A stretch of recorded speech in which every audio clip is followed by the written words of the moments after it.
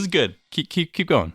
And then I mean like raccoons and stuff, but like inside, only ever bugs. But like our first apartment, we had horrible ant like crazy ant problem. Oh And no.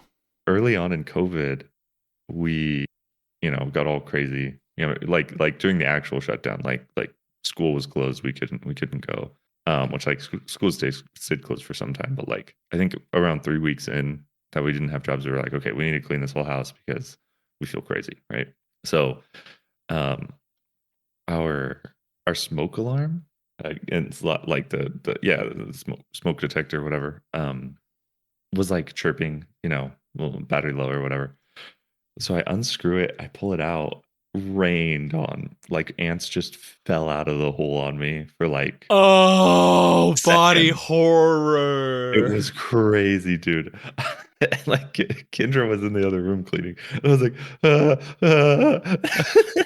like, and she came in, she was like, I was like, get me spray so I could spray the hole, right? Okay, so that happens. They were like living inside because they're like crawling out of it too. They like their juices broke the fire detector, the fire alarm, the smoke That's detector. nuts. It was crazy. So, I just unplugged it, threw it away.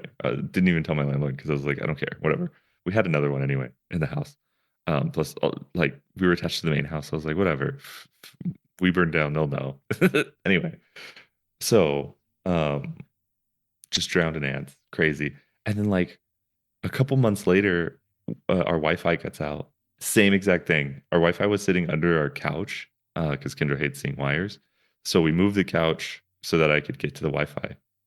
Just a just like a whole nest of ants, and they were like leaving the house. They weren't like getting into our food. They were living there, and then they were exiting out through the corners. I was like, what in the world?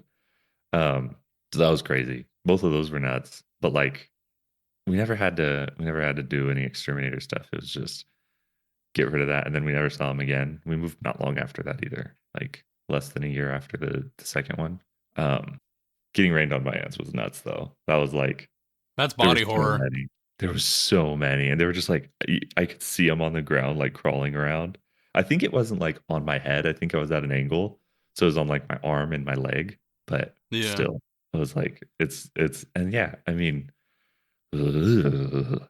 And now, That's yeah, why go ahead. this just the frogs and the one snake got in, and it's like I don't like that. I'm always looking for snakes now. Yeah. Yeah, I mean, even when our exterminator, whenever that happens, whenever he comes through, after that's all done, I think it's going to take me a few weeks to like feel really comfortable again. Yeah, yeah. Hey, you're listening to the show, to Midnight Grappler Animals. It's Keigen and Salt here. I don't know why I said your name first. I'm Salt. That's Keigen. We're doing a little preamble about pests in the house because it's relevant to today's episode.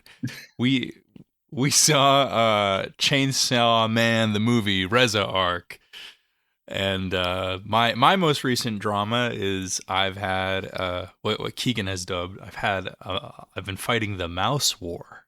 It's a mouse war. Um, Yep, mice have broken into my apartment. They've been here for about 2 weeks. We've had our ups and downs where we thought we were winning, and then times where we knew we were losing.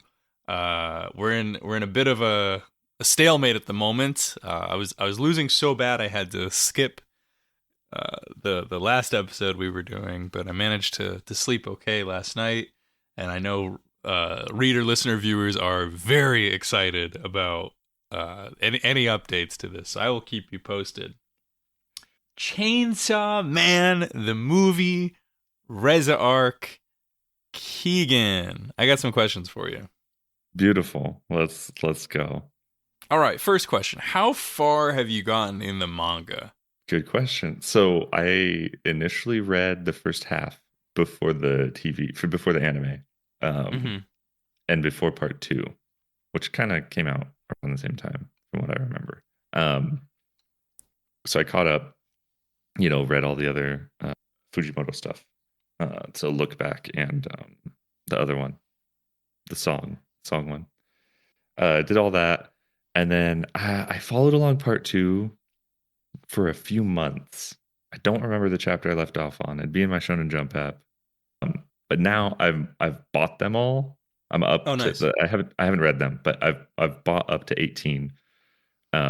This actually made me read the first 6 volumes in print, which is real fun. Like I'm happy I own it in print now. And so I'll continue reading probably maybe at a slower pace to catch up to 18 over the next, I don't know, few months. But yeah, I mean, I dropped off arbitrarily. It was just like the weekly slash biweekly slog was kind of getting to me. I was like not remembering what happened and not really getting like what's going on that well.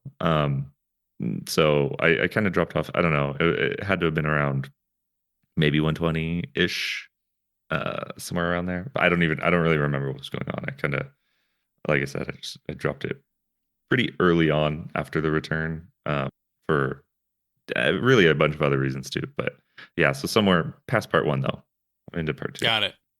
Yeah, I think I've read up to volume 15 or 16 in the collected edition, somewhere like there. I'm asking too because there is definitely a shift in the storytelling in the book after part 1 ends.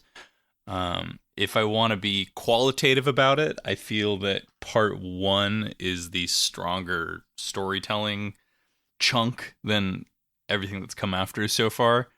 I can't really say until like part 2 resolves, but I know I felt like more satisfaction and it felt more original to me in part 1. Yeah, No one come after me. I'm not hating. I no, still love the book. I think that's a pretty normal opinion. I get like I Yeah. dropped it, right? I Yeah, don't yeah. think I would have dropped part 1. I think I would have read that until through 100 or wherever it actually ended. Um, but I also like I feel like the storytelling has shifted in that like part 1 has cool stuff happening all the time, and then it also like crescendos at the end in a really good way, right?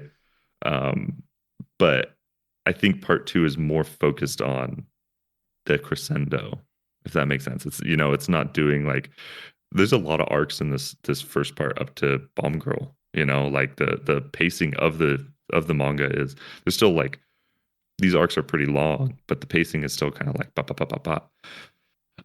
And I don't again I didn't get very deep into part 2, but it feels like they're longer arcs, more like the back half of part 1, um, where it's kind of less stuff is happening over a longer period of time. And I don't know if that could be work stuff, right? It could be Fujimoto like buying time more because of the job. But yeah, no, I think that's noticeable, and I think it's a pretty common opinion.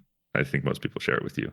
Yeah, and if I want to get even more granular, I think in part 1, the apex of the storytelling is probably Reze Arc. Like I think like there's a lot of cool stuff that comes after, but I think within part 1, Reze Arc is about the peak. There's one or two other sections that I would put up there.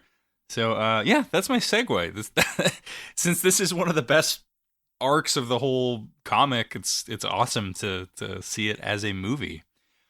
Before we get into the film itself, I want to talk about the theatrical experience. What was there anything notable or noteworthy of your Chainsaw Man theater experience, Keegan? Not really. I don't know. Yeah, I mean, it wasn't very packed. There weren't a lot of people there. I saw it Thursday night, so I don't know. It's pretty normal for a movie. It didn't have a lot of showtimes in my area, so I really had to like make sure I was available that Thursday. And then I saw the dub. That was what was only available in my area. Did you see the sub or the dub? I watched the dub. I did not feel like reading, and with how exhausted I was Yeah, yesterday fair. after the Mouse War battles, I was so glad I made that choice. For the rest of the anime, did you watch the sub or the dub? I think I switched back and forth because I'm Okay. a little crazy And Yeah. I Ugh, a little twisted. a little twisted, yeah. So I've watched the anime in both, and I like both casts. I can be pretty picky, but I think they did good. Yeah, I think the first time I watched the anime when it was coming on, we watched the sub because it came out first. So like, but I think the dub was 1 week delayed or something like that. It was very close. But then this time I watched the dub, and yeah, I don't love Aki's voice. It's right for like his character and everything. I don't know. That's the only thing. Like Power Maki and Denji are perfect. It's great. So yeah, I was ready for the dub to go into it, and that was partly why I decided when I rewatched it, I was like, okay, I'll watch the dub. So because the movie's probably, I had a feeling the sub wasn't going to be available in my area. Yeah, we had both. There were a lot of showings, and then there were all the 40Xs and all that stuff. Does I it throw you in didn't the bother with pool? that. Was that? Throws you in the pool? They light bombs near your face. Mice crawl over you. That's messed up. Well, I have quite a bit to say about my theatrical experience. My closest movie theater is at a mall, a very quick bus ride away from my house. So I get off the bus. First thing I see, Keigen, do you know who I make eye contact with? You get one guess. You get one guess who I make eye contact with as soon as I step off the bus. You better get this right. It's not a. Is it a mouse? It's a mouse. I probably peeked there. It's a mouse. I looked into the eyes of a fucking mouse as soon as I got off the bus. I'm not kidding. It's just mouse time of year, man. They're on the search. You need to get Eric Adams over there. He needs to go to San Francisco. He has a plan. Oh my goodness. DNC, I am begging you. You know how you rat fucked Bernie? Well, can you rat endorse Eric as the rodent czar of California? Bring him on over. He'll become governor later on. We'll all hate it, but you know what? We'll figure out one about rats problem. the same way. Yeah. I don't even know if he had any success in his rat hunting. Yeah. No, he comes over and he's like, "Oh, those are mice. I can't mess with those." All right, and if we're gonna get technical, I don't know whose eyes I was looking into. It might have been a vole, but because I'm stepping off the bus and I'm seeing there's like a lawn separating the parking lot and the street, and there's all these holes, and I go, there's probably a lot of rodents that live in there. And then this little head popped out, and I looked into the beady black eyes of the eyes maybe of the enemy. Eyes of the enemy, yeah. I was like, wow, I'm real sick of looking at these creatures. Can't wait to go watch a movie where I don't have to think about mice. I'm sure they're not highly featured as the core metaphor. Yeah, I read the comic maybe 2 or 3 months ago, and I remembered the bulk of it, but I'd completely forgotten that part. The comic cursed you, dog. It all started. I'm already, not to get all Grant Morrison, but I'm already in this weird overlay space between reality and fiction. So then, a few more notes about the theatrical experience. I had 30 minutes of ads before the movies. It was awful. Because I know with limited run stuff, sometimes they barely do any if no ads. So I was like, I'm going to get to the movie theater on time. I usually don't care about getting to the movie theater on time. Yeah. You had no ads? No. I'm always worried about that though, because I've actually missed the beginning of movies because of that. With special release things. And then Shin Godzilla this summer had 45 minutes of ads. It was endless, and they were commercials first for local things, and I wasn't even there early. This was lights turned down, commercials, and then ads. Chainsaw Man wasn't as bad. It was local. It was the theater please come back in January for these movies, please. And it's okay, there was only 3, I think, Um, but I'm always worried about that. Yeah, for that same reason. That sucks. They trapped you. That's how they get you. Trap me like a mouse. Oh no, they glue seated you. Yeah. So I had way too many ads. Other note was the dude right next to me fell asleep for like 20 minutes. Of the movie? Of the movie, yeah. What? I mean, he did fall asleep during the very like romancy, like slower part, so I kind of get it. I mean, movie theater chairs are comfortable. That's crazy, dog. I know. And then I have one more note about my theatrical experience, but it's for after the movie because that was when that occurred. Let's dive into the movie itself. Jump in Overall the pool. thoughts. Yeah, jump in the pool. How did you like it? I loved it. I liked it a lot. I like. I don't know where it sits as far as like movies. I don't know. I've just watched the anime like a week ago, so it very much felt like a long episode of the anime. And I mean, it has the anime. It has an own opening and stuff too. So that value is there. So it kind of felt like a long episode or like multiple episodes in a row, which is fine. But it's gorgeous. What a pretty looking, sick looking movie. Yeah, I mean that's my like 3-sentence answer without getting fully into it. How did you feel about it? I loved it. Yeah, I think I felt very similarly. I mean, spoilers if you're some kind of nut job that hasn't read the comic, but I do remember when I was reading Reze Arc and when Denji is challenged to use his chainsaws in more creative ways. That's when he hooks up the chains to the shark fiend's mouth. Yeah. And we get that amazing splash of him riding the land shark around the city. I just remember thinking like, oh, this is really special. Whatever I'm holding in my hands here.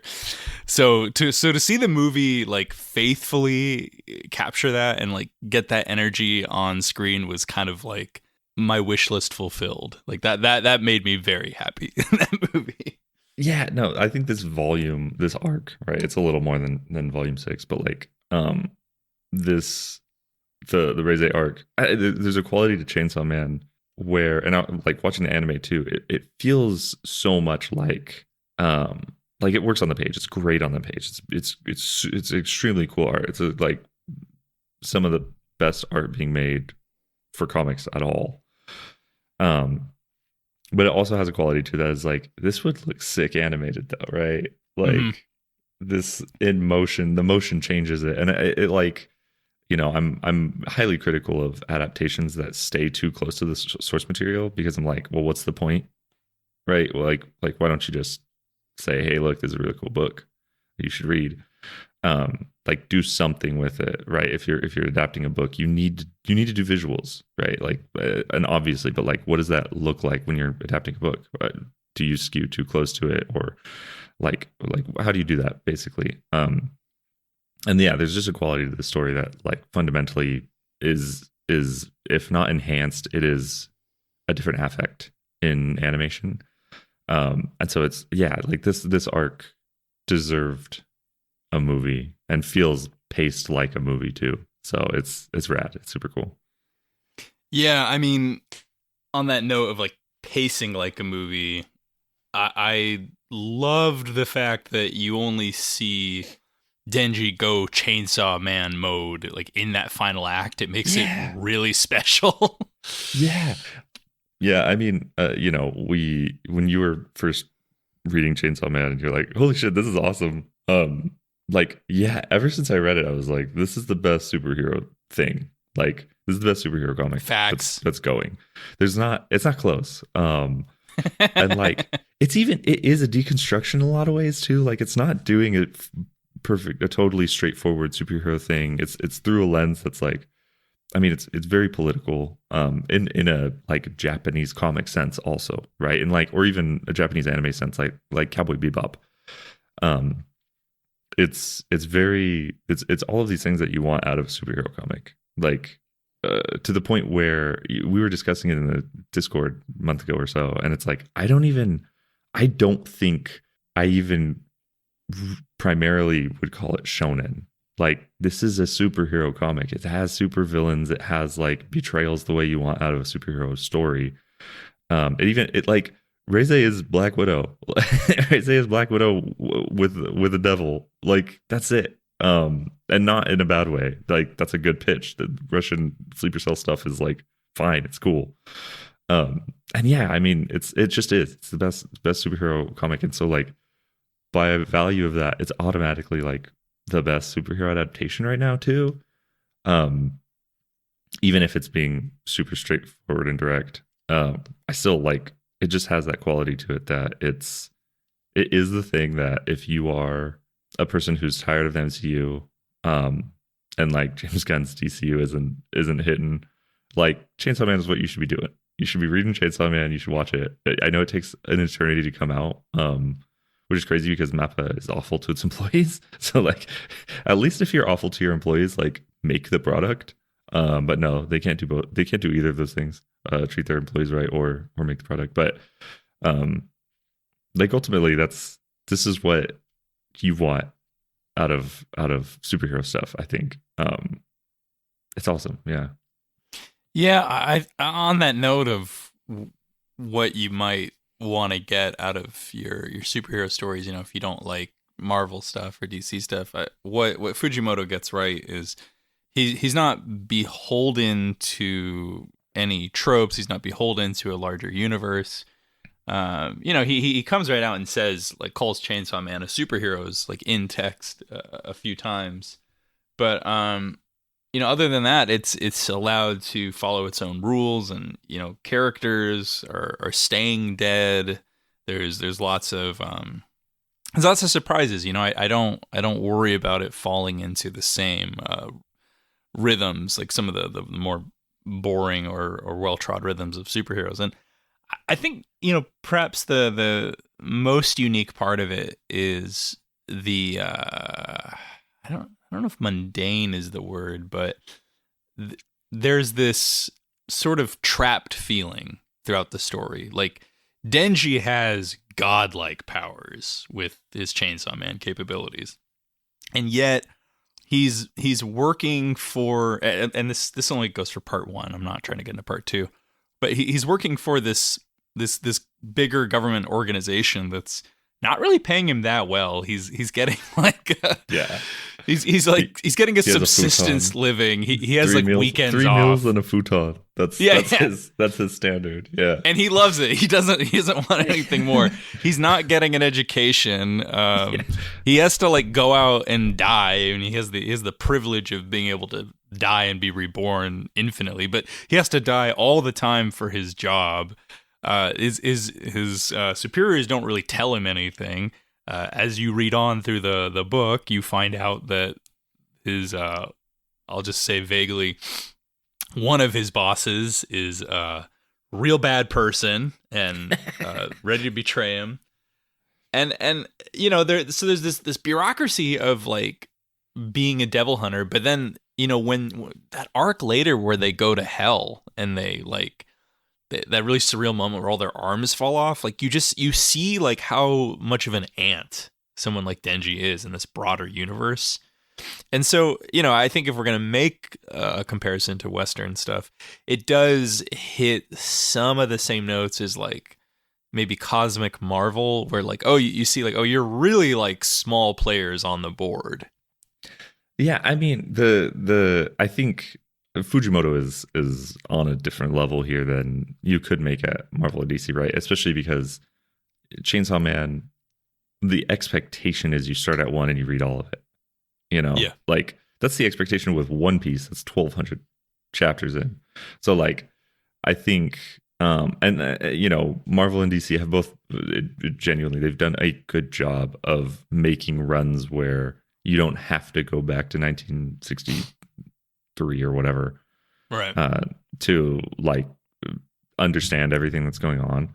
And so like they're different in that way, but it also like that gives Chainsaw Man a bigger flexibility of doing that stuff in one arc, of doing the ant, you're an ant and you're insignificant and nothing. you can do that and then kind of return to the Peter Parker stuff that is at his basis, of like, but even then it's a deconstruction of Peter Parker because he's not whining about his life situation. He's like, he has the whole situation of Peter where it's just like, yeah, he's a down on his luck guy who's like had mostly a horrible life, and he lives on a futon, and he's happy to have like toast with jam on it. But he's like, hey, he's happy about it. He watched Perfect Days, and he's like, hey, you know what? That's true. Like, I'm gonna live it up. And again, not getting into part two because I don't remember any of it. I assume that it develops that stuff, but at the same time, it's like Fujimoto is just confronting all of these different superhero ideas at one time.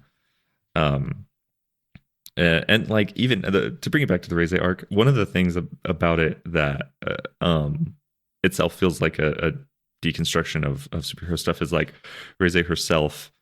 The whole first portion of the arc in the movie, it's setting her up to be a damsel in distress, and then she's like the toughest devil that we've seen. Incredible twist. It's great. Like, it's this whole thing. I'm reading a lot of Alan Moore stuff, right? And Alan Moore, as much as whatever his reputation is, it's like he was taking the toys that were around and manipulating them in different ways, right? And so, like, it has this quality of hedging him in, where and there are creative choices. This isn't me like whitewashing his constant depicting women as being assaulted in various ways, sexual and physical, right? But it's like, if you look at the tables on the board, all of these superheroes have a bunch of women around them. And if you're going to hurt somebody close to the superhero, it's probably going to be a woman. And again, there are choices there. He could have made different choices. He could have developed new characters, but like Swamp Thing, Watchmen, other stuff he did, it happens over and over, and it's part of that is the history of superheroes. But like Chainsaw Man makes the intentional choice to subvert that, and I mean the women in the series are great anyway. Very, very, like, it never feels like they're really victims of their situations, and it's like it shows a lot of thoughtfulness. And Reze is just a fantastic example of that. Yeah.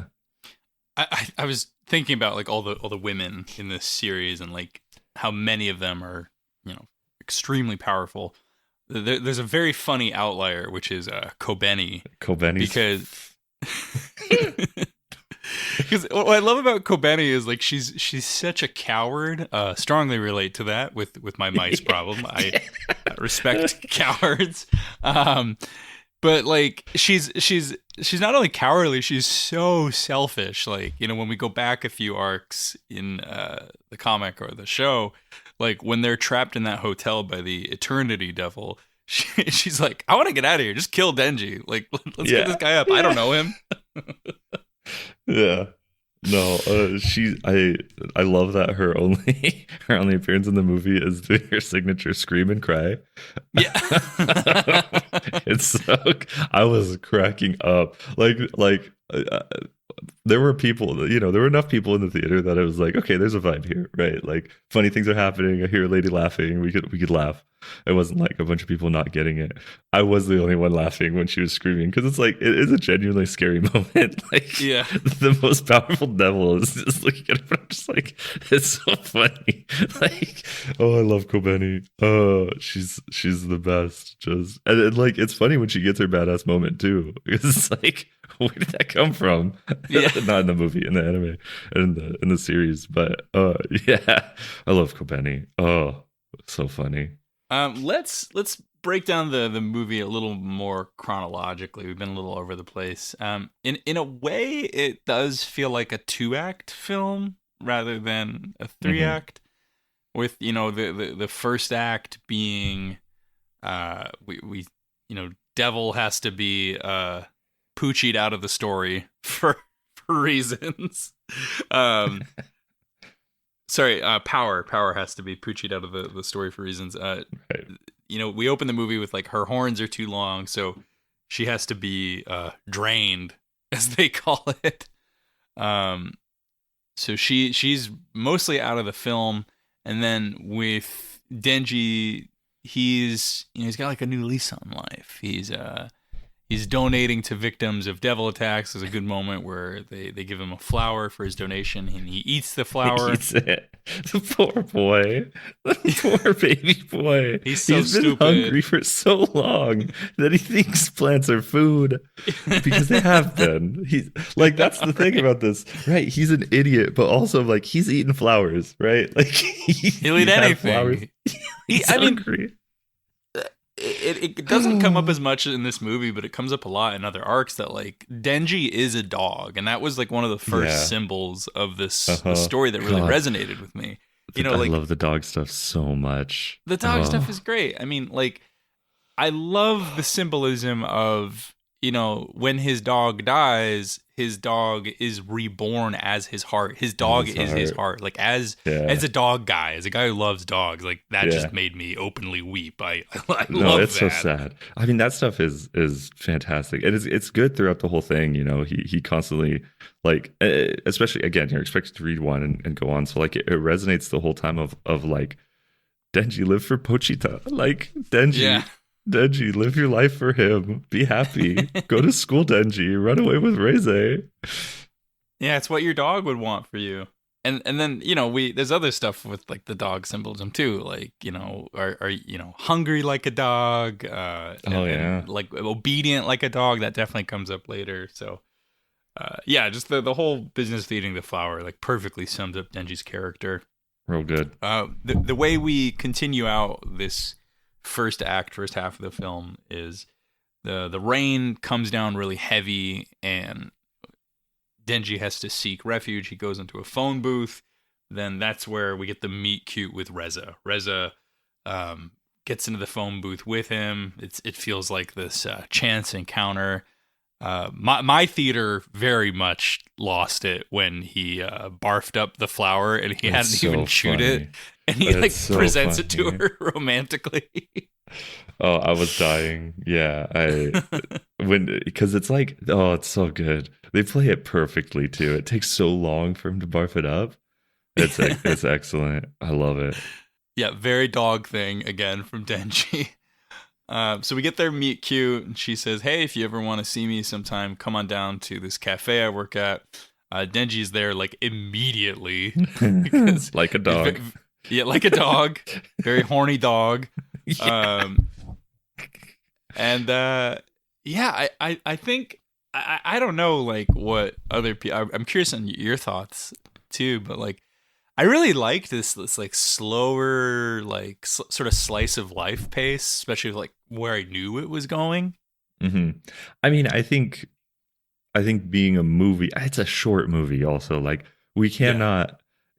Anybody who's like it took too long, like the dude who fell asleep is crazy. It's not. It's like taking its time, man. Like it's you're sitting down for a movie. It can be paced like a movie, and yeah, even like that part isn't that long either. I think I was talking about it with Kendra, and she was more like everything with Denji and Reze was great. The Aki stuff was boring to me, and I'm like, yeah, the Aki Angel stuff hits later, but like the meets throughout are kind of mad to me.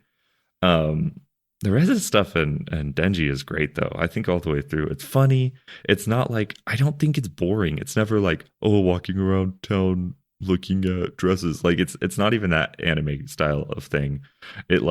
It keeps moving, so I like it a lot. I think it's funny. I think it's cute. I think it gives Denji a lot of opportunity to get into his internal monologue too, and like it's just fun. It's fun and funny. Oh, that reminds me. I forgot about the other part that happens before he meets her. So you know, when after their romance starts to blossom, Denji's feeling a certain amount of conflict and guilt because he's so in love with Miss Makima, which was established earlier. But we do get their date at the start of the film, too. Oh, right. Yeah, the movie date, which is also the movie cute. Date. It was cute. I like it. It's good. And it was kind of a big dick move, I thought, by the the film itself, because Uh-huh. they're putting it all out there. They're saying like, yeah, most movies suck. 1 out of 10 is good. Guess which one this is? Yeah. It is awesome. I mean, like it's one of those things too where they were hedged in by like it's a pretty direct thing. Oh, it's exactly and, the same as the comic. Yeah. and Fujimoto like loves movies too. Oh yeah, he always says that in the start of the comic. He's always like, "I love this movie." He always tells you what movie he's watching. Yeah, and so I think this feels like hopefully for him a dream. Hopefully this isn't like he looks at it and goes, "This is ass, I hate it." Hopefully this is like, "Oh, cool. This is rad to see this on the big screen." Because it is. It's cool. I think it's a sick shot call, and like, yeah, you don't get like cool anime action for a while in this movie, but again, it's a movie. It's paced like a movie. Like it's not even poorly paced. It's so short. Yeah, I mean, I was pretty impressed that even with this earlier stuff, there's some cool camera things they're doing, and I'm sure they didn't invent this. I'm sure this came from other films, but when we see Reza like taking her walk to get to work, there's one shot in particular that I was really impressed by, because it's a fun montage with her like going upstairs in Tokyo and like walking around the neighborhood. But this one shot, she's passing from the right side of the screen to the left side of the screen, walking down the sidewalk, and it's just a regular like section of a commercial neighborhood, but they use some kind of fisheye lens, and it like kind of distorts the street and like makes her get like bigger in the middle as she's passing. It's a really fun effect, and I think it would look cool in a live action movie as well, but it hits different here because it's like, oh, you don't have lenses in anime. You're faking a lens here. I know. Yeah. No, the film quality. Again, it's very funny that Fujimoto is so like a great artist, right? Just like a fantastic generational artist, when he probably loved that, and was like, what the fuck? Yeah. They're like, holy shit. That's really fun. He does. I've heard he does work closely with the production team, so I don't know to what extent he's suggesting things like that. But yeah, you're so right. That is like in his bag. Yeah, nerding out over it at the very least. So then they're on their date a little bit, and she's saying like, hey, if you want to see me again, you should let's break into the school at night. And then that's when they have their little school date. I really liked this scene for a lot of reasons. I've seen there's certain tropes you expect from like coming of age stories, and like the diving underwater, like going into the pool, like that being it's everything. Metaphor, yeah, it's every metaphor it has to be. It's the self-discovery, it's the sensuality, it's all of it, and I thought they nailed it. I've seen it so many times, but they did something really special in that scene where they dive into the pool together. Yeah, it really takes its time too. It lets you. It gives a lot of different things happening. They're playing around, they're swimming, they're moving around, and they're laughing. And it just kind of lives in the moment in a really good way. Big laugh from the audience too when Denji is having his internal monologue of like, oh, will I be betraying Miss Makima? And then like the camera cuts and his clothes are already off. Yeah, like, that's so Real good. Yeah, very cartoony. Yeah.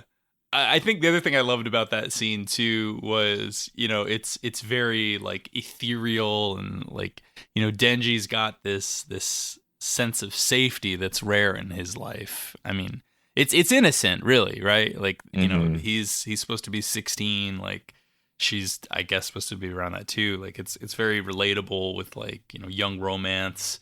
But while all this is occurring, the camera keeps cutting to a spider in its web, and it's webbing up a butterfly that it's caught. And just that pacing, like that sense of darkness that's encroaching around Denji, like is perfect for Chainsaw Man, because nothing in Chainsaw Man can be easy, fun. happy. Like this is a fallen world he lives in. Yeah, his life is terrible, and he smiles the whole time, and it's beautiful. And he's I remember I read Preacher a few years ago, and like I don't even remember a lot of Preacher. I think I've read a lot of things in the middle of COVID, of the shutdown, and then schools not being in for so long that I'm just like they're totally memory hold. But like I remember going through it and being like, this is like three of the greatest character like writing anything I've ever read. Like this is crazy. Denji's up there though. Denji is like one of my favorite characters ever. I think he's just, it's so good. The amount of trauma heaped on this poor boy, and then he's the chainsaw devil though. He's gonna do it. It's awesome. Yeah, I'm thinking about that comparison you made a few minutes ago to Peter Parker, and like he does hit some of those like Peter Parker-isms, but like in Fujimoto's own way, of course. Yeah. Yeah, I mean, we talked about this in that legacy superheroes episode, right? Where adaptations are optimized versions of the last thing, right? So like you adapt Peter Parker in Raimi adapts Peter Parker, and he optimizes the story, and now okay, it's a little bit faster. You cut off some of the fat. You lose some bangers, but like okay, this is a good Peter Parker story, and then the comics start reflecting that, right? And then you do Ultimate Spider-Man, you optimize it again, you get an entire Peter Parker life in like 250 issues versus the 1,000 of Amazing Spider-Man, right? You do that, and like Denji's not an adaptation, obviously, but it's in the mix enough that it like pulls that the best Peter Parker stuff up, and it's like it's why I know this conversation always devolves into creator rights, but it's like it's why we need to make new things, regardless of if they're at Marvel or DC or if they're successful or not. It's like you have to make new things to boil those good parts up and then prepare something else that reacts to it, because otherwise, yeah, you just have this blob of a character that is Peter Parker now in 2025 versus Denji, who like feels like, if not a real person, is at least saying real things now about life, about our weird political existence and our weird social and moneyed existence. Like all of that is wrapped up in there in a similar way that Peter Parker would have been through the 60s and 70s, but now he can't be. He can't possibly stand in there in the way Denji does. I think you're totally on the money there, Keigen. They'll crucify you for being right, of course, but like when I think about like what a Peter Parker character is now, like, yeah, it is very blob-like to me. Like I haven't cared about the character in ever, and like, no, this is without even any shade to like Lee and Ditko and all the people of that era, but like, there are certain things that you just wouldn't talk about back then, and it's political, but it's not political in like the conscious sense, and like I think with Denji, like one thing you learn about him right away is like a big part of his history is like food insecurity. And like that's a huge detail. That's like that's something that I think a lot of creators wouldn't even bother to consider. And when I say it's political, like it's political in that like they don't want to offend or scare away people, and like that would just be unheard of in a superhero story in the 1960s. But the fact that Fujimoto like thought about what a struggling young man would go through, and he wouldn't just be like, magical orphan boy. He's a kid who like doesn't know where he'll get his meals, and like that affects his psyche. Like to work that into a superhero story, I think is like really speaks to like what you're saying, like how we have to just completely reinvent these characters. Yeah, like that's not something that would have even been a part of a character, and like it could have been something that you graft onto Peter Parker in the 70s or 80s if you wanted to, right?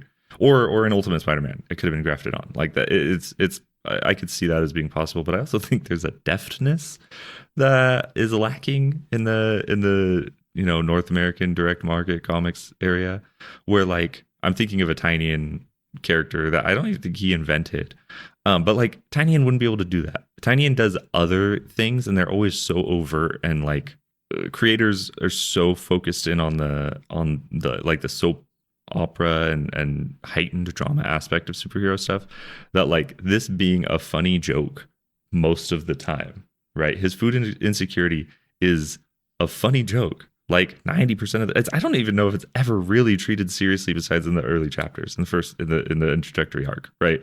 The whole rest of the time he's like, I'm happy about 3 meals, and it shows him eating and he's always happy, and he's like talking about food in a new way because he's eating these new foods when he's out and stuff. It's gallows humor. That I think that's what it is. Yeah. But it's like it's all of these things are why it's successful too, though. You know, like it's not hitting you over the head with the political part. It's not even offering a solution in any real way, right? Mm-hmm. But then it is speaking to it because it's like, look, Denji is fine with like what is basically an office job to him, to his brain, right? It's like, yeah, this job sucks. My manager's hot and I like her, but like my coworkers mostly suck, but they're starting to like me, and that's cool. But like I'm getting food and I have somewhere to sleep, so it's fine. And it's like that's the political statement, and it's so good. It's so good. Yeah. It's really impressive. It all works as well as it does. Let's get back into the movie. We're basically closing out the first arc here. Like we alluded to earlier, Reze is alluded to be a damsel in distress. We get this amazing sequence where, you know, after they've gotten out of the pool, they go dry off, and we cut to some psychopath, some guy who looks exactly like Travis Bickle, actually. The scariest guy I've ever seen. Yeah, very scary guy. Not Travis Bickle is forging a contract with the Typhoon Demon and Typhoon Devil, and he has to kill Reze as part of like fulfilling that contract. So he breaks into school. He's ready to kill Reze. We get a really good like montage of like running, screaming damsel in distress, and you think he's gonna kill her, and then just like, I don't know, it's like someone's fingers snap, and suddenly she's doing like lethal jujitsu on his ass. She kills the serial killer. It's now the film's kind of done a 180. Like, oh, this isn't just some bubbly girl who happens like Denji. This is a very scary, capable woman. Yeah, it's awesome. Or girl. We never figure out her age. The age stuff is odd in Chainsaw Man sometimes. Yeah, I wouldn't worry about it. yeah. Don't worry about it. It's a cartoon. So then she goes back to the classroom. You know, you think she'd be traumatized. She acts like nothing's happened, though. She says to Denji, like, hey, you want to go on another date? We cut to their next date. They're at some kind of festival. Everything's very fun and light. They go up on the hill later, and they have their first kiss. But when she kisses him, it turns sour as she bites off his tongue, and then she starts dismembering him with a knife, saying, "I will take your heart." Then my goat, my favorite, my best friend, the shark fiend, rescues Denji. Was your favorite. I knew Beam was your favorite. He's the best. He's so cool. Funny. He's so funny. Swimming through anything is awesome. Well, that's right. We had him like following Denji around at the beginning of the film. Yeah. Don't come out. We have to be low key. It's so good. Oh, the shark fiend is awesome. Yeah, I love him. It's great. Oh, her cutting his hand off so that he can't pull his chainsaw cord. The cord is so good. Which like this does a lot of stuff with that. It rules. And like that even it's a really good hint at like Denji's mortal if he doesn't transform. It doesn't ever like actually spell that out, but like it is saying that. It's cool. I like it. Yeah, his like limits on his powers are very tactile in a way. You know what I mean? Like, yeah, nobody's ever like, oh, look, Denji, blah blah blah. Like if he loses both his arms and his chainsaw breaks, it's he blah blah blah blah whatever. Like, there's not like power level stuff really. Right. It's nice. That's good. There is an arc in the manga. I might be imagining this, but I think there's an arc in the manga where I think his arms are cut off and he has to like pull his own cord with his mouth. Oh yeah, I mean I know against the Katana Devil he like grows a chainsaw out of his leg because that was Katana cool. Devil cut off his hands. and broke his head one. Yeah, they do cool stuff like that. It's fun. Yeah. So, anyways, this is where for most of the rest of the movie, they've shifted into a higher gear, and the rest of the movie is like insane psychedelic action. Insane. The multicolored bombs, which like yes, these colors are so pretty. I mean, okay. First off, you know, you get nerds talking about living in like Gotham or Metropolis or whatever, and being like, no, I'm gonna live in Philly. Like, I'm gonna live in like not any of those, right? Okay, if you have to send me to fictional anything, no fictional Tokyo, no. Like right. none of them are safe. Every fictional Tokyo is extreme. Like no, even Kendra was like, "What's left of the city?" Like the explosions are huge and constant and everywhere. Like they travel pretty big distances during this, and I'm just like, yeah, no. Bomb Devil's terrifying, which makes sense. She's very strong, so she's scary. It's awesome though. Oh my gosh. Yeah, the way she's stalking him around the city after Beam saves him is so good. Like it's very much that like it fully achieves that gravitas that like writers want to pull off, where it's like, oh, Bomb Devil's here, and like that feels really serious. That feels really dangerous. Mm-hmm. The other thing that they nail that, you know, it felt like it's missing for me from part 2. What I love about part 1 is they nail the awesomeness of like just constantly killing no-name guys. Yeah. Oh my gosh. The what is it? The Division 2 or whatever group? Yeah. Huge. Aki like, used to be with. A giant building full of guys who like kill devils professionally. And right? there's that one guy who says to Aki, he's like, boy, I can't wait to have you back in Division 2. Yeah, they're all dead. Like and that whole sequence is awesome. Her throwing her own head to be a bomb, and then her, you know, she regenerates, and then her body running in as a bomb. Rules. Like, what is everyone else doing? Like, everyone needs to like level up to even try to do this. This is insane. Like, it's fantastic. On that note, it reminds me of a post I did on Blue Sky. I can't remember the artist's name, but I was commenting on this artist. He was doing a post that was like, what if Sean Gordon Murphy did White Knight but with the Penguin? Yeah. It was a very good, funny post. But I commented on it, and I said Sean Gordon Murphy, oh, this guy's just drawing whatever the hell he wants, and then I put derogatory, and then I put Tatsugi Fujimoto, oh, this guy's just drawing whatever the hell he wants, high praise. Yeah, and like. That's what I love about Chainsaw Man, is like, oh yeah, the villain's gonna rip off her own head, or no, she takes her own severed head, she throws the head's a bomb, and now her body's running around headless, that's a bomb too. Like, that's just crazy, like, dream logic, and it looks really cool on the page. Doesn't have to make sense. It looks awesome, and that's how superhero books should work. The other thing, it also kind of does make sense. It does actually. It does you're have right. a quality of making sense, and that's like, I don't need it to make sense, right? I think the last like 5 episodes of Twin Peaks: The Return are incredible art. They're fantastic, and like they don't follow any of the rules that anybody wants out of like MCU movies, right? There's no concern for cinema sins, and like, yeah, I want you to do that, but also like Fujimoto is almost on a whole other level where it's like, no, you've crafted a whole thing where this does make sense. I'm here. I'm seated. That's awesome.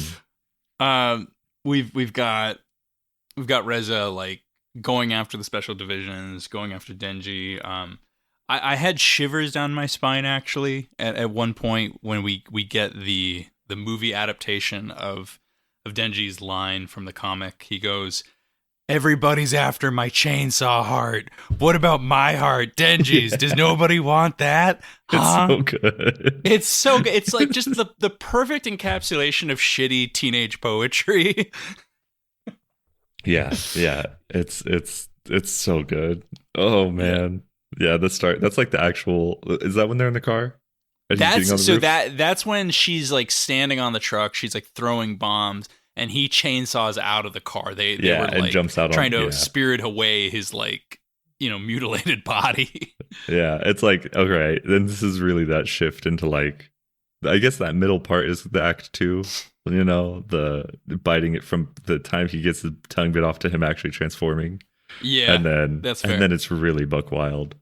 It just does not let up. Like I was so thankful to see this in the theater because Yeah, the scale of the action, the intensity of like how quick they're cutting from things, the color. I mean, they a few times too they do the classic trick of like these characters are gonna just be like sketchy lines because it like helps convey that sense of speed.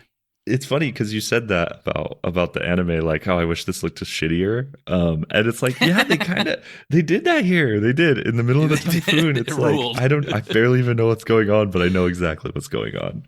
Oh, it's good. Yeah, I mean, I love anything like that. It's just like a huge flex of like, look what we can do with animation. Yeah. Their fight is insane. I mean, I can't like verbally express it as much here because it's just pure. It's just stage after stage of like, just super monsters hitting each other. Yeah, and then the typhoon. Yeah. Denji riding the shark fiend around the city, so fun. like they nailed it. Like that was. It's cool that Fujimoto like pulled it off on the still page as well as he did, but it's certainly an achievement that they made it look so rad animated. Yeah, I mean it's already a very cool moment. It's a hype moment. It is. Yeah. It's like there's not another term for it. But like putting it on screen. It's the kind. It's like all of these moments of the thing are like this got to be a movie, right? Like this isn't going to be like a 4-episode arc. Because like there's cool moments in the Katana Devil arc in the anime, but none of it feels like this needs to be a movie the way this does. And yeah, it's awesome. Did you hear when he was riding Beam around that in the sound they mixed in a horse neighing? No, I didn't. Yeah, they did. It's just at one point he's like riding the he's like cutting all these sharp turns around like building corners and stuff, and I just hear. That's so good. That's so funny. So and I'm joking, but it's like brave. It's like I think that's actually brave to do as a storyteller. Whoever is directing this, because a lot of people are like, oh no, that's too much. But just like, no, this is fun. Keep it. Yeah. Like it's good. And it's the kind of thing too where it's like, you're adapting, so now you have sound, now you have motion. Right. So like, do something with that. Do something with the sound and the motion, and that's doing something. That's great. Yeah, it's hilarious. It's. I don't know if you have anything else to say about that final act, that big fight, but it's certainly like an all-timer in just like. No, it's sick. I think the technical term. I remember the technical term is sakuga. Like sakuga is like just when you go nuts on the animation. Oh, okay. It gets really fluid and stuff. We wouldn't understand that in our American minds, You need a Japanese concept of. I think it's more of like a business type thing there, where because it's like you're understanding when you go into the production, like a lot of this is going to have to be like limited frame movement. And you're like, hey, this is the part where you can go all out, But yeah, they certainly do go all out on that final act. Anything else you wanted to say about that big crazy fight? Yeah, okay. I won't say I'm surprised so much, but I'm a little bit surprised that they went full on panties mode for the Bomb Devil's actual like costume during the whole last part of this, right? She's like basically cheeks out the whole last arc, or the whole last. I swear there was like one moment in this where she, right? I thought so too. Yeah, which I'm then they suddenly appear at some point, which whatever. Baller move, you're selling this to a bunch of weirdo Americans, so that's cool. You go, and then the Aki Angel stuff. See, that's how much of an afterthought it really is. Like we didn't, I mentioned it earlier, and it's like it's such a nothing, but I really do love the typhoon moment where Aki saves the angel. You have Yeah. this whole arc of Aki hating Angel, the angel devil, and being like, I'll never trust you, and then saving his life is really sweet. Like it's so sad. Aki is such a cool character because he's modeled after the like secretly most popular character in other manga, right? Sasuke, Vegeta, that like secondary protagonist who is a lot of people's favorite. And it's so grounded in a different reaction to tragedy than Denji's. And so much of its tragedy is just like, I don't want people around me to die. And like, even this guy who he hates working with, he saves his life. It's really good. It's a good Aki moment. When Aki doesn't get like a ton of, I guess he does. He's really a secondary protagonist of the first half, but, it's not perfectly executed the whole time in the movie, but I do think that moment hits really, really well for me. Yeah, no, it hit hard in the comic, hit hard in the movie too. Yeah. Yeah, I mean this big fight ends with Denji saying, "You shouldn't have taught me how to swim." He bounds up the bomb devil in his chains, jumps into the bottom of the ocean with her. She can't light off her bombs. They wash up on the beach, and we get a very Denji moment where when they come to, he's like, "Oh, I still want to be with you." And she's like, "You idiot. I was playing you the whole time."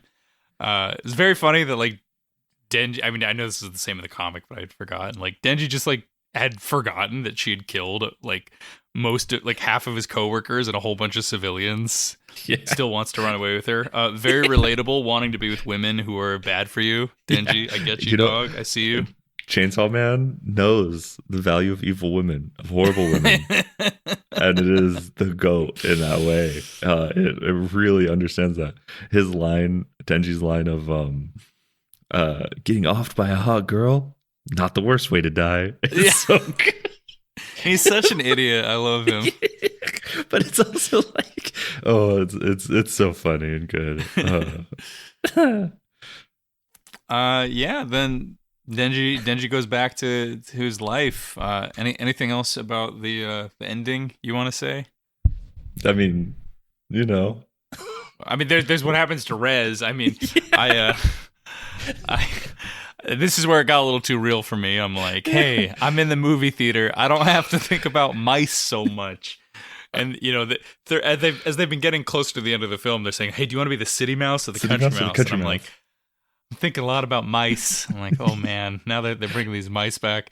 And then we have that horrifying sequence with Makima like shape-shifting out of a whole horde of mice. Oh, why it gotta be mice? It's so many mice. It's so many. I'm thinking like, wait, so was she made of the mice? Were the mice carrying her there? Does she have mouse poo on her? Because that's where my brain is at right now. Yeah. No, Kendra was like, "What are her powers?" afterwards, and I was like, "Don't worry about it." Yeah. we gotta get to the end of part 1 to even to get it at all. And speaking of powers, we do see the Angel Devil finally use his powers. He throws a bunch of weapons from the roof above the alley to kill Reze. Reze did nothing wrong. No, Reze did a lot wrong, but I think the Fujimoto's a good enough story. Yeah. Fujimoto's a strong enough storyteller that he can understand to what point she should be empathized with. We learn about her whole Black Widow past, as you called it. Yeah, I think if I have only one criticism, and this is, equally of the manga since the movie's a pretty straight adaptation, I think that the thing I want to see a little bit more of is I want to know more about this timeline, because we see it strongly implied and sometimes confirmed in the book that this is an alternate timeline. This is presumably set in the 90s or early 2000s.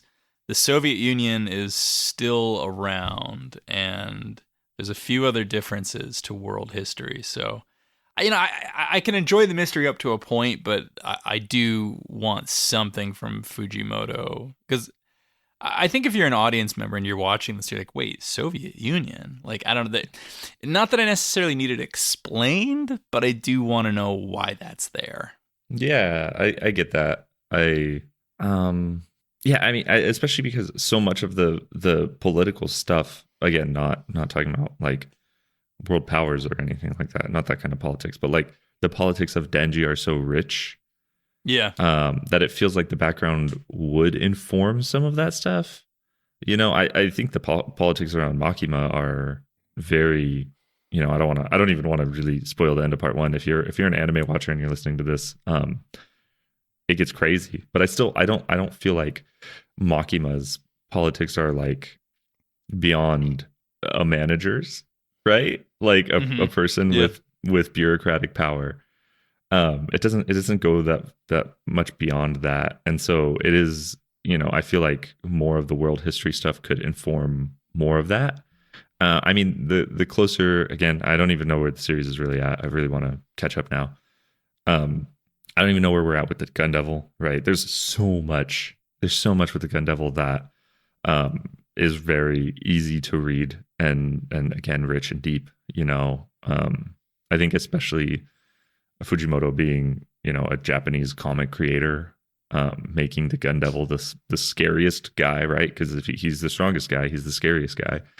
The scariest, strongest guy in the world is like the obvious, in whatever 2018 that this started, 2018, 2019 when this started, very, very saying some incredibly obvious things.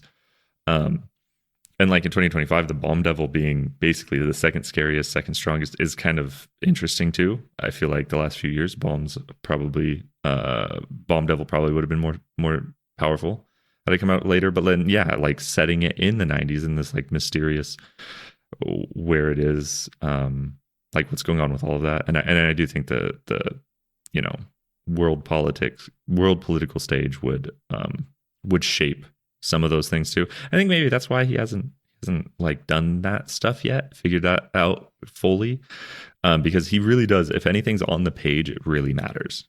At least that's how it feels as the story goes.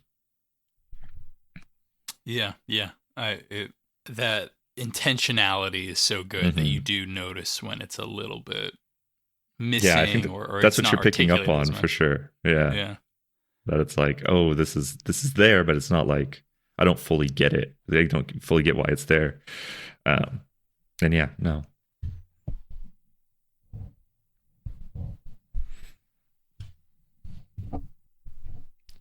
I think a mouse attacked him.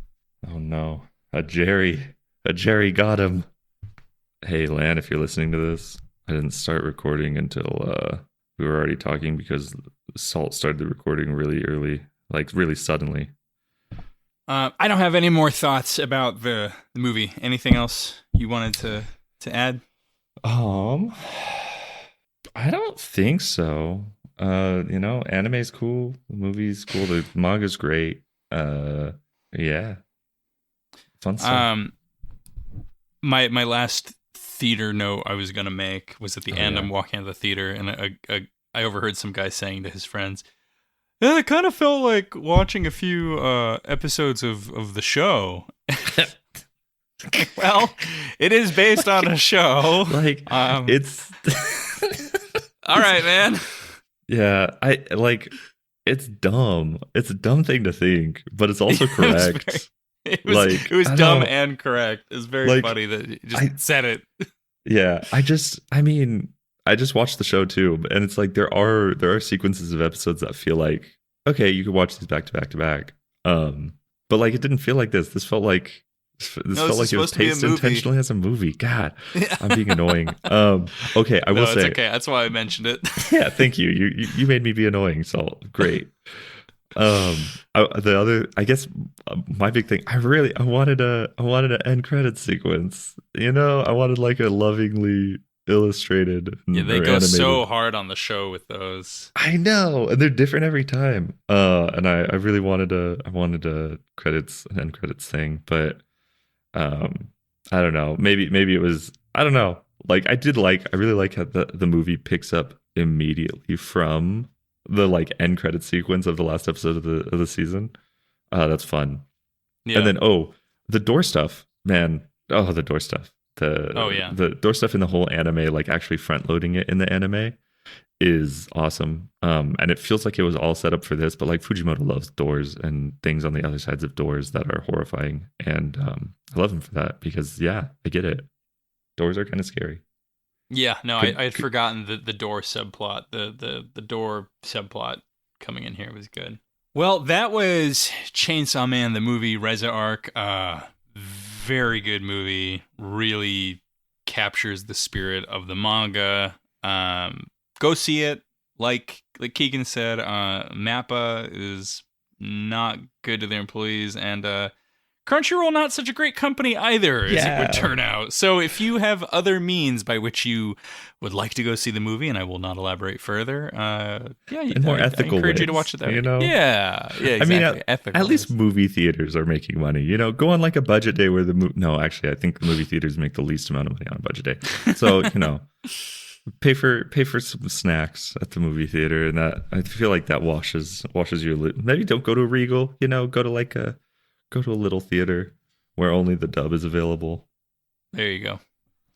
That has been our episode. Thank you for listening to the show. Get on over to the Patreon if you haven't already.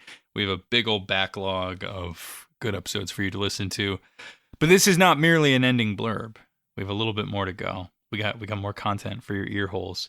Before we close out of here, you have enjoyed the episode. You've given it 5 stars. You've opened up your browser. You're on Patreon. You're subscribing to the show. Patreon.com/MidnightGrapplerAnimals.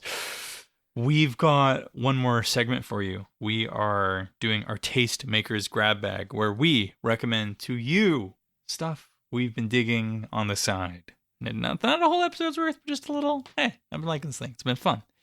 What do you got, Keigen?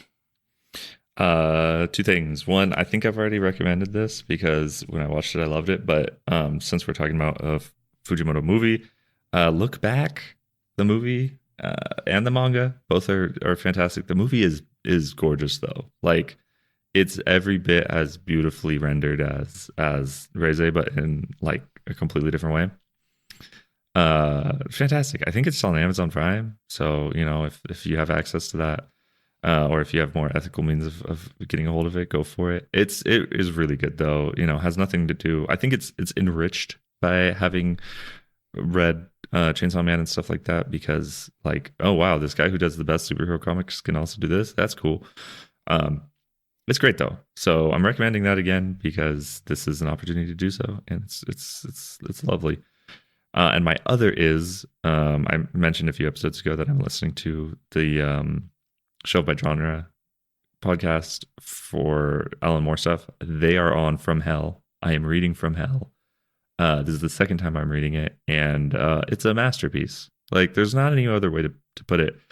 It has this it does this thing where it is just so intensely researched and resourced that even if you don't know that even if you don't know that Alan Moore and Eddie Campbell just did so much research for this thing to make sure it was as accurate as possible. That it's like you almost believe the insane things that they are almost certainly lying about, right? That like their favorite lies that they found and included in it. Really just like an immaculate book on a bunch of different levels. It is like that historical fantasy, but like the way of creators finding a real story and then inventing lies about it, and whether they're inventing it or finding their favorite lie that already exists is just so fun to me. And I mean, it's also a thing. It's about the Jack the Ripper killings, which are just like an incredible evil. So it's just all of those things interacting. I love it. From Hell is a masterpiece, and if you haven't checked it out, you should. And read the appendix. The appendix is like transformative of the work, I think. So Look Back and From Hell for me. Sweet. I got 2. I have another film. I saw Guillermo del Toro's Frankenstein, also in theaters. Yeah, you did. If you missed it in theaters, I'm sorry. It's genuinely not your fault. Netflix is just more proof why nerds should not be running the world. We should have let the jocks take over. Yeah, Shin Godzilla was wrong. Nerds will not save us. Yeah, that was the faker part rather than the giant radioactive dinosaur. Yeah, that's dangerous. That's scary. He could eat you. But yeah, what a shame that such a beautiful movie is going to be watched on people's tiny TVs while they're like refreshing their Instagram feed. Guillermo crushed it. I'm libbing out. If I'm watching a Guillermo del Toro movie, I'm ready to lib, and it was exactly what I wanted. I loved it.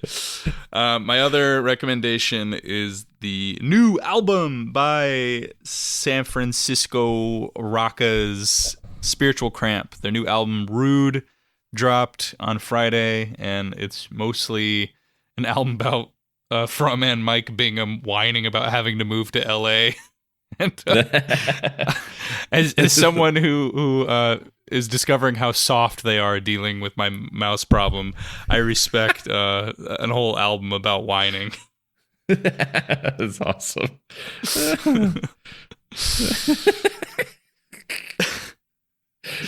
You're close powerful. to LA. You'll like it. I am the LA. I'm directly in between LA and San Francisco. I'm in a no man's land. It's a math horrible. is hard and maps are hard. Yes, it's true. It's just but I've mostly been by LA my whole life. Yeah. It's an evil place. But like, I hate it. Also, San Francisco. I think a lot of cities are evil when you think about it. You know, it's funny because the City Mouse, Country Mouse stuff, it really does bring that stuff up where it's like hating cities is kind of it's a conservative thing right now, right? Yeah. It's extremely conservative coded, but it's also like there are some things about cities that are terrible. You gotta, sorry, New Yorkers, but it's true. It is true. All right, this has been another episode of Midnight Grappler Animals. Thank you for listening. Thank you for supporting the show. And keep on grappling. Crushed it.